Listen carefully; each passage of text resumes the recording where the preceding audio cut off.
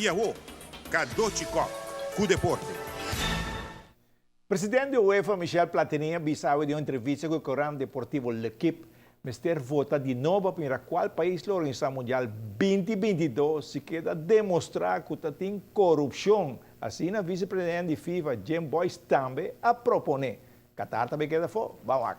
O Clube de Atletismo Olímpia, com sua última competência, vamos chamar já com vacância. Não importa. Que hora organiza competência para muchanan chiquito, tahanha hope inscrição.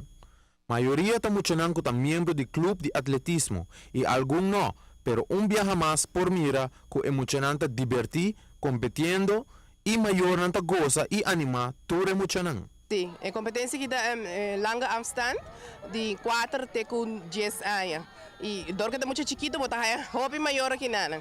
E parte de inscrição, ela vem de clube não, ou maior na meta inscrever na Yuko eta?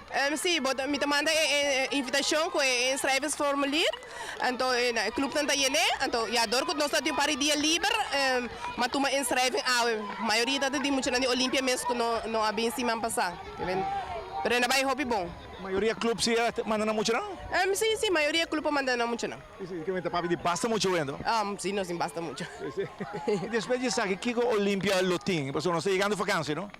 Sim, Olimpia também barra vacância com fecha exata, teremos a ranção segundo 25 de junho. Olimpia também barra vacância é muito não chiquito. Nós temos grupo que também treina, para ser então para se testar na outubro, para não tá seguir treino de vacância.